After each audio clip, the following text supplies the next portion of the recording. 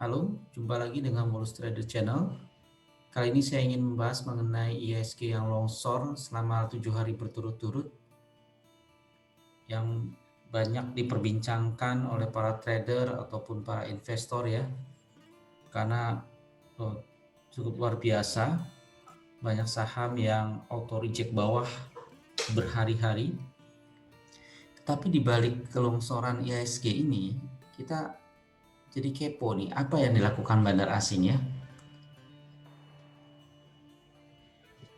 Ya, ini teman-teman, kalau kita lihat di dalam chart ini, IHSG turun berturut-turut ya selama 7 hari sampai menembus garis EMA 50-nya dan sudah menembus Fibo dan hampir menembus Fibo di 38,2.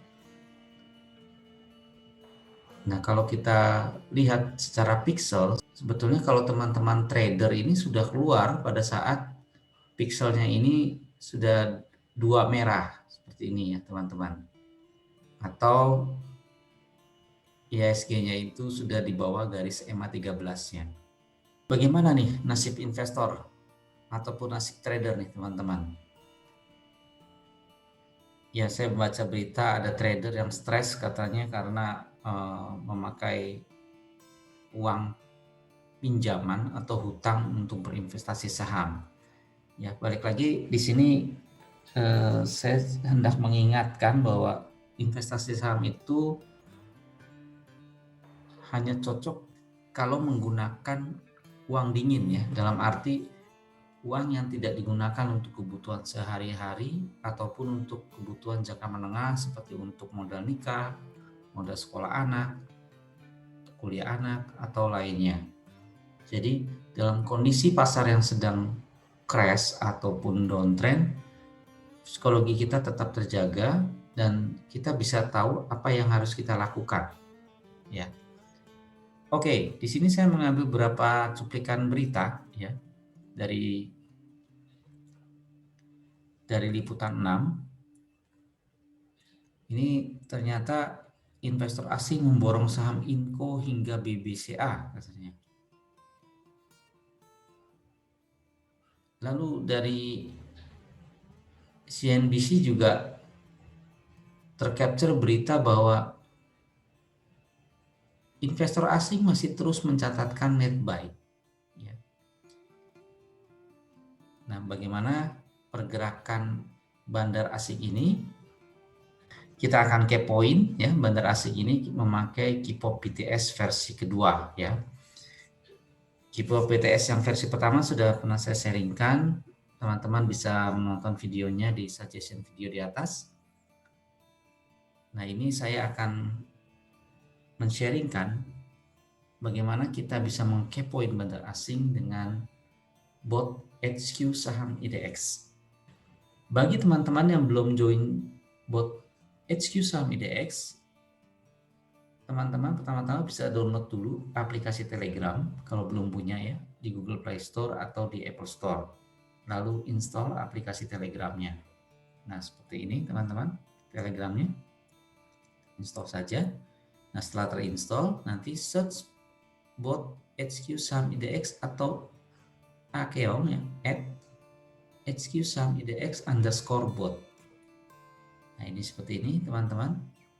Jangan salah pilih ya teman-teman, karena di Telegram ini banyak bot yang menyerupai HQ saham IDX. Jadi ini namanya, lambangnya seperti ini. Kemudian kalau kita klik dulu di sininya ada info bahwa ini username-nya.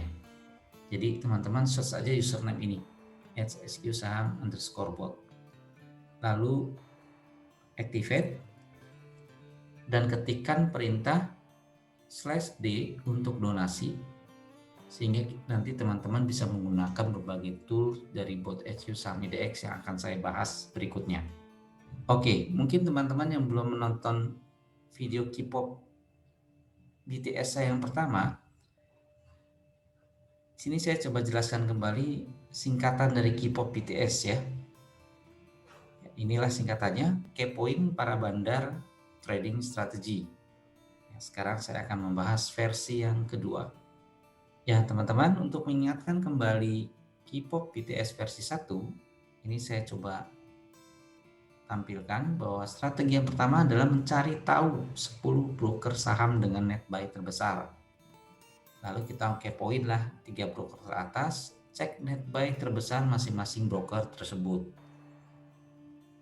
Nah, yang ketiga, lihat 10 saham teratas yang dibeli oleh broker 3 di atas ya, di poin 2. Nah, bila harga saham saat ini berada di bawah harga rata-rata pembeliannya, maka bisa dipertimbangkan untuk ikut beli atau membonceng bandar ya, istilahnya dari Pak Mansur. Cek apakah broker tersebut baru mengakumulasikan saham tersebut atau sudah berlangsung lama. Nah, bisa cek juga broker mana saja yang ikut dalam saham yang dipilih. Nah, hati-hati untuk tetap memperhatikan money management karena berisiko untuk diturunkan di tengah jalan dan modal teman-teman bisa terkuras habis. Ya, ini saya sadur dari resume chartnya di Bot HQ Saham IDX dengan judul Cara Membonceng Bandar yang Sopan oleh Pak Mansur dengan ID @HQ_Saham. Ya. Jangan salah teman-teman, ini pakai huruf Z, bukan pakai huruf S ya. Nah, ini perintah-perintahnya ya yang dipakai di dalam strategi KPOP BTS versi 1. Jadi teman-teman nanti di botnya itu mengetikkan perintah /BRN10, nanti akan muncul top 10 broker net buy. Lalu teman-teman bisa pilih misalnya ini kode brokernya YP. Kita lihat dengan perintah /NBBYP10. Jadi kita bisa melihat 10 saham yang dibeli oleh broker YP. Nah, di sini saya misalnya ambil contoh saham BBCA ya. Nanti kita bisa lihat lagi broker mana saja yang membeli saham BBCA. Dengan perintah /BNB BBCA10. Jadi di sini menampilkan 10 broker yang membeli saham BCA atau net buy on BCA. Kalau kita cek di sini harga terakhirnya di 34775 ya pada hari tanggal 15 Januari 2021.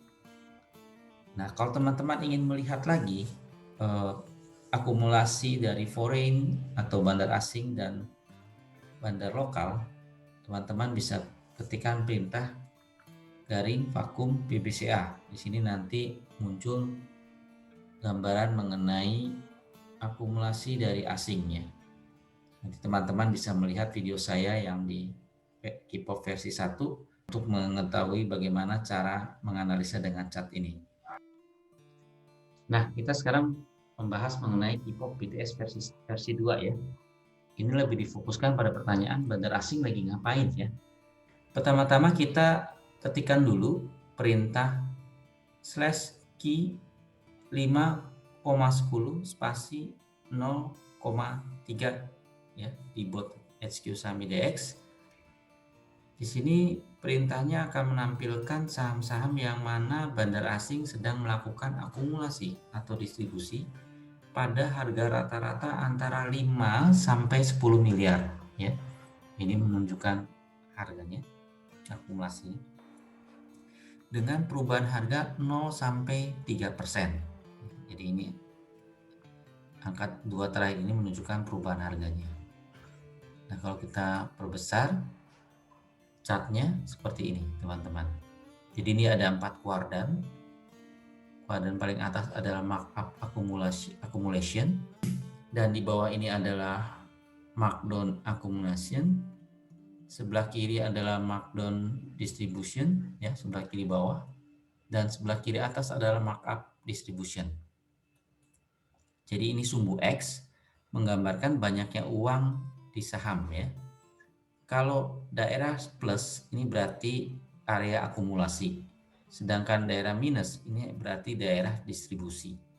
Sedangkan sumbu Y di sini merupakan persentase perubahan harga ya, menunjukkan perubahan harga.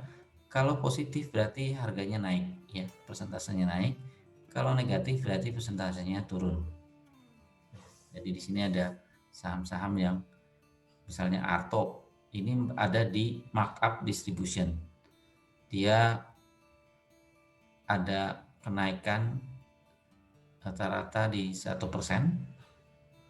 dengan distribusi secara rata-rata di atas 5 miliar. Nah, di sini ada kode saham yang tertumpuk. Teman-teman bisa melakukan perubahan dari perintahnya supaya bisa melihat kode saham apa sih yang ada di bawah kode SCMA. Ya. Perintahnya kita lihat dulu di sini. Daerah yang tertutupi itu adalah di posisi sumbu X5 sampai 6. Dan sumbu Y-nya adalah 0 sampai 0,5 ya. Nah, nanti teman-teman ketikkan perintah /key 56 ya, ini sumbu X-nya. Dan 0,0.5 ini sumbu Y-nya. Nanti akan muncul saham yang tertumpuk tadi. Ya, ini ternyata saham Akses. Jadi nanti teman-teman tinggal mainkan saja ya parameternya supaya sahamnya ini bisa tidak tertumpuk. Oke, sekarang saya akan men-sharingkan bagaimana cara membaca kuardannya ya teman-teman. Yang pertama, markup accumulation. Di sini terjadi akumulasi dengan kenaikan harga ya. Secara statistik, bandar asing sedang mengumpulkan saham dan harga sahamnya naik. Kemudian untuk markdown accumulation, ini artinya secara statistik bandar asing sedang mengumpulkan saham saat harganya turun.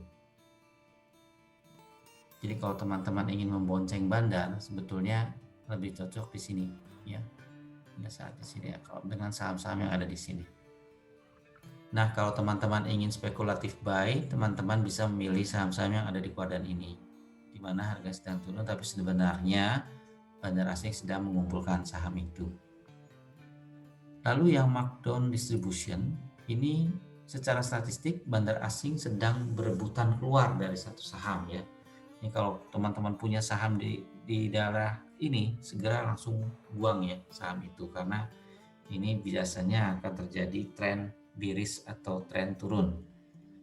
Lalu yang atas adalah markup distribution, di mana secara statistik bandar asing sedang buang saham saat harganya naik ataupun dibuat naik. Jadi di sini teman-teman bisa langsung bisa aware ya, kalau ada satu saham yang naik tapi kok ternyata bandarnya sedang distribusi. Nah, ini kita mesti hati-hati. Nah, ini strategi membonceng asing dengan cepat ya, yang saya sadur dari Resume Chart, di mana Pak Mansur men-sharingkan bagaimana kita bisa membonceng asing memakai tools dari bot HQ saham IDX. Yang pertama, kita lakukan screening dengan perintah /Q5 30.300 0,3. Ini untuk mendapatkan gambaran saham-saham yang diakumulasi bandar asing dalam 5 hari dengan akumulasi dana yang besar, namun harganya belum mengalami kenaikan yang tinggi, sehingga kita bisa membonceng bandar asing ini dan mendapatkan persentase keuntungan. Yang kedua, kita lakukan analisa dengan perintah garing vakum kode saham untuk mengetahui harga rata-rata akumulasi selama 90 hari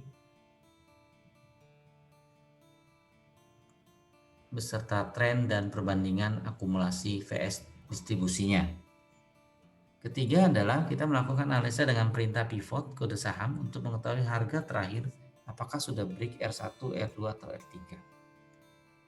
Keempat, kita melakukan analisa chartnya dengan format perintah /C kode saham I42, I36, I40 dan Z11 ya. di mana I36 itu adalah foreign buy sell, I42 itu volume with MA, moving average ya. I40 adalah gambaran pixel dari tren, volume, dan momentum. Dan Z11 itu adalah untuk menzooming chartnya untuk saham 11 hari. Oke, sekarang kita coba praktekkan strategi yang disampaikan Pak Mansur tadi berdasarkan kondisi hari Jumat kemarin. Di sini kalau kita jalankan perintah /Q5 30,300 spasi 0,3 hanya muncul dua saham, BBCA dan BBRI, itu pun ada di kuadran markdown distribution. Karena kita sedang mengkepoin bandar asing, tentunya kita harus melihat dulu apakah saham BBCA ini komposisinya banyak dimiliki asing atau lokal. Nah, kita bisa ketikkan perintah /O BBCA FD titik 2020.12. Ini menandakan posisi Desember kemarin ya, karena ini bulan Januari baru selesai sehingga datanya belum tersedia. Kita ambil data yang paling terakhir saja, yaitu di 30 Desember 2020. Di sini terlihat bahwa BBCA ini banyak dimiliki oleh asing sebanyak 80,51%. Ya, artinya kita bisa melanjutkan analisa berikutnya. Kita jalankan perintah FA cum BBCA ya. Jadi ini foreign akumulasi BBCA. Chartnya seperti ini. Berdasarkan 100 hari ya, data 100 hari. Di sini adalah harga rata-rata akumulasinya. Kemudian yang sebelah kanan ini adalah selisih akumulasi dibandingkan distribusi periode sebelumnya. Kalau misalnya di bawah 0, artinya akumulasinya masih lebih rendah dibandingkan distribusi yang sebelumnya. Tapi kalau ini di atas 0, artinya akumulasi ini sudah lebih tinggi dari distribusi sebelumnya. Nah, ini garis biru adalah garis rata-rata akumulasinya. Kalau kita lihat trennya naik ya, artinya BBCA ini sedang diakumulasi oleh foreign atau bandar asing. Nah, sekarang kita lihat posisi terakhirnya ada di rata-rata di akumulasi 34940. Nah, kalau kita bandingkan harganya dengan saat hari Jumat kemarin adalah di 33800. Ini harga terakhir sudah berada di bawah rata-rata akumulasinya. Nah, ini menurut saya menarik ya untuk kita watchlist, untuk kita pantau saham BBCA ini. Kemudian di sini ada gambaran mengenai jumlah akumulasinya berdasarkan volume. Kalau kita lihat di sini ada distribusi, namun volumenya masih kecil ya dibandingkan akumulasi sebelumnya. Berikutnya kita analisa pivot BBCA. Kita ketikkan perintah /P BBCA. Di sini terlihat bahwa harga BBCA terakhir di 33800 sudah menembus support satunya dan akan menuju support 2. Ya. Nah, kalau kita lihat chartnya selama 11 hari, di mana I42 itu menggambarkan volume with moving average, I36 menggambarkan buy and sell dari bandar asing, dan I40 menggambarkan pixel, trend, volume, dan momentum. Di sini terlihat bahwa volume distribusinya semakin naik ya. Dan kita lihat juga di sini bahwa total distribusinya sudah dalam 11 hari lebih besar dari akumulasinya. Untuk melakukan analisa tambahan lagi, teman-teman bisa melakukan analisa VWAP. Ketikkan perintah /C BBCA I50. Nah, di sini terlihat bahwa VWAP-nya adalah di 35631 ya. Ini kumpulan tidak hanya bandar asing tetapi bandar lokal. Jadi ini rata-rata VWAP-nya. Harga BBCA ini ada di bawah VWAP. Nah, untuk analisa VWAP ini, harga saham dikatakan murah kalau ada di bawah VWAP. Sebaliknya, harga saham mahal kalau di atas VWAP. Ya, ini mahal, ini murah.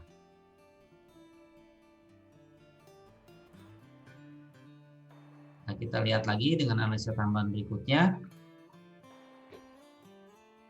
saya menggunakan analisa stokastik dan fraktal. Nah, candle terakhir ini sudah hampir breakdown EMA 50-nya ya teman-teman.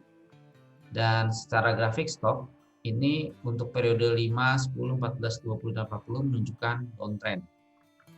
Nah, bagi yang sudah punya saham, apabila teman-teman adalah trader, seharusnya ini sudah dijual nih pada saat muncul fraktal jual atau breakdown EMA 13. Tapi kalau misalnya belum terjual atau belum menjual pada waktu sampai dengan hari ini, teman-teman disarankan bisa mengeksekusi apabila ini sudah breakdown ke EMA 50-nya. Karena biasanya kalau harga di bawah EMA 50 itu agak lama ya untuk naikin. Nah, bagi investor yang sudah punya saham, bisa nyicil untuk average down setiap perubahan 5% atau 10%. Kalau 10% bisa teman-teman tambah lagi, turun 10% lagi, teman-teman bisa tambah lagi. Nah, bagi yang belum punya saham, untuk trader tunggu harga breakout EMA 13 ya di sini atau terjadi golden cross di stok 14 ya di sini sebetulnya stok 40-nya itu masih di atas 50 ya. Sehingga ini masih belum masuk dalam fase downtrend. Nah, bagi investor bisa mulai mencicil juga karena ini harganya sudah di bawah rata-ratanya tadi ya. Baik dari VWAP maupun dari analisa vakum. Nah, kalau tadi kita men-screening dengan jumlah akumulasi yang besar, sekarang kita akan coba dengan jumlah yang lebih kecil ya. Antara 5 sampai 10 miliar dengan kenaikan 0 sampai 3%. Nah, hasilnya seperti ini, teman-teman. Di sini kita lihat bahwa Tekim ini masuk ke kuadran markup accumulation. Sedangkan di markdown accumulation ada 5 saham. Ini kalau kita perbesar lagi ini adalah saham ACES ya. Saham ACES, SCMA, PTBA, KLBF, dan BBTN. Ya, mari kita lihat profil masing-masing saham yang masuk dalam kuadran akumulasi, baik markup akumulasi maupun markdown akumulasi. Di sini kita lihat bahwa hanya saham ACES saja yang mayoritas dimiliki oleh asing ya. Sedangkan Tekim ini hampir 50% tapi masih lebih banyak domestiknya. Untuk saham-saham yang lain ini lebih dominan domestiknya. Sehingga kalau kita menganalisa kalau kita ingin mengkepoin bandar asing, lebih baik kita melihat saham-saham yang memang dimiliki mayoritas oleh bandar asing. Nah, kita akan coba dengan ACES. Kita lakukan analisa vakum. Ya, sama tadi ini adalah harga rata-rata akumulasinya. Di sini adalah selisih akumulasi PS distribusi periode sebelumnya. Nah, ini terlihat ya bahwa akumulasi terakhir sudah lebih besar dari distribusinya karena di atas angka 0. Jadi ini garis rata-rata akumulasinya dan kalau lihat trennya ini garis birunya naik ya. Ini tren akumulasi. Nah, kalau kita lihat harga terakhir ini di posisi terakhir rata-ratanya di 1760 ya, sekitar 1760. Nah, kita bandingkan dengan last trade-nya 1560. Artinya ini masih di bawah harga rata-rata akumulasi dari bandar asing. Ya, ini bisa kita watchlist untuk kita lihat ya. Dan yang menarik lagi di sini adalah terjadi akumulasi ya selama 5 hari terakhir. Akumulasi cukup tinggi. Nah, kalau kita analisa pivot dari saham ACES, ternyata ini sudah menyentuh harga di support 2-nya. Apakah akan sampai menuju ke bawah lagi? Kita akan coba lihat dengan analisa tambahannya. Nah, ini gambaran dari saham ACES kalau kita zooming selama 11 hari. Ya. Volumenya cukup besar, teman-teman. Nah, kalau kita bandingkan di sini, antara beli dan jualnya dalam 11 hari, ya ternyata masih seimbang lah ya, teman-teman. Lalu kita lihat di sini, secara analisa VWAP, harganya juga di bawah VWAP-nya. Artinya kita anggap saham ACES ini murah ya. Nah, ini untuk analisa tambahan ACES yang memakai fraktal, stok, dan EMA 13 dan serta EMA 50. Dilihat dari sini, candle terakhirnya sudah breakdown EMA 13 dan EMA 50. Nah, secara stokastik juga sudah berada di bawah garis 50. Ini masih area downtrend ya, teman-teman. Jadi kalau teman-teman yang sudah punya saham, kalau trader ini seharusnya sudah jual nih pada saat muncul fraktal jual ya. Atau pada saat harganya tuh menembus EMA 13-nya. Nah, kalau teman-teman investor yang sudah punya saham, ya bisa menyicil juga pembeliannya. Nanti misalnya kalau turun lagi, ini turun 10%, teman-teman bisa menambah mencicil kembali. Nah, bagi teman-teman yang belum punya saham, kalau trader sebaiknya tunggu ya, breakdown EMA 13, atau pada saat stoknya itu berada di atas garis 50 dan terjadi golden cross di stok 14-nya. Sedangkan untuk investor yang belum punya saham bisa mulai nyicil karena ini harganya sudah murah. Sebagai penutup, teman-teman tidak perlu khawatir ya untuk kondisi saham yang sedang turun. Justru kita bisa mengikuti pesan dari Warren Buffett, di mana kita seharusnya takut pada saat orang lain rakus dan kita seharusnya rakus pada saat orang lain takut.